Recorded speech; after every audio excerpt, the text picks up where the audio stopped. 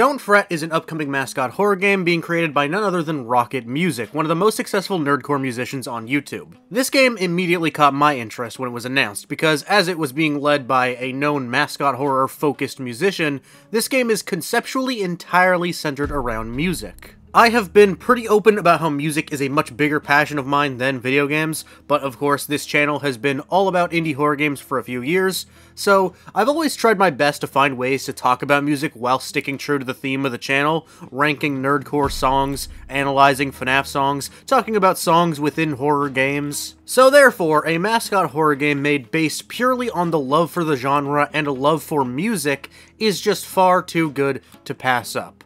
I am very excited for this game. And just last month, in October, we actually got a demo for Don't Fret, so we can have a better idea of how well it'll be able to deliver on this intriguing idea. Obviously, this is not the final product, and it's only a fraction of the content we'll get when the game is released in full, but let's talk about this demo. So Don't Fret takes place in an abandoned music school where many students have gone missing. You play as a living, talking guitar that is seemingly possessed by a kid called Fret. We are introduced to a kid named Fret in the opening cutscene. He goes to a music school called Harmonic Heights, and is seen living in a pretty abusive household. And later on, we play as this living guitar, and said character refers to himself as Fret, and is very confused when they see their reflection. So, we play as a poor child that got stuffed into a stringed instrument. The visual style of this game is so gorgeous and distinct. I don't even know how to describe the way this game looks. It's as if the models have bold line art.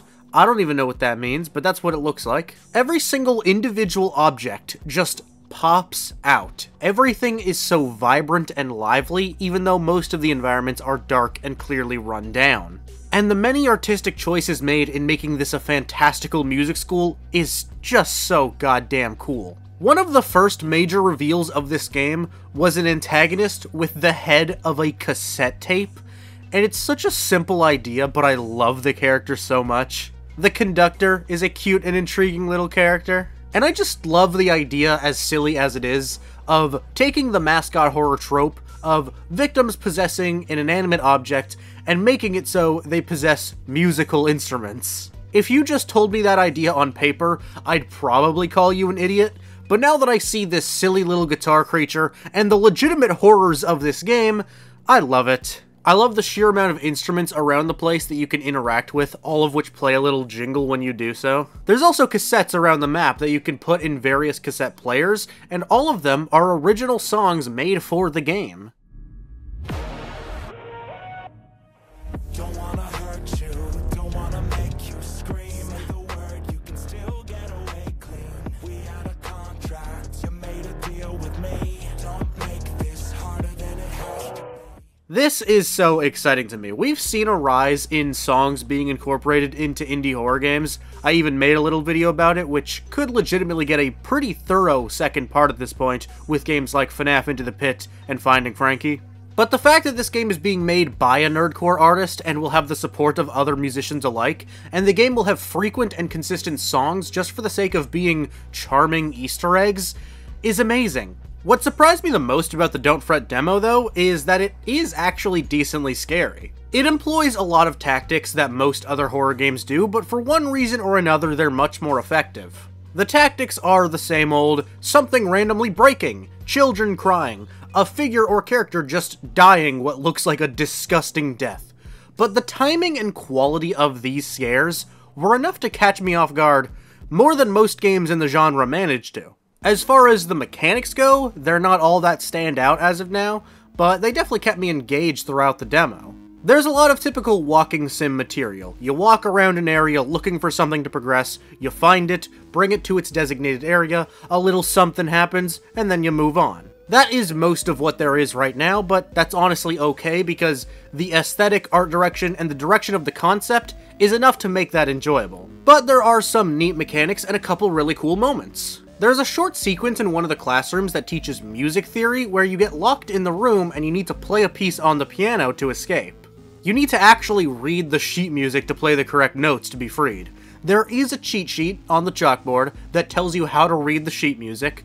Part of me wishes there wasn't, so all the music fans that will be drawn to this game can flex their knowledge, but it's probably smart they made it so accessible.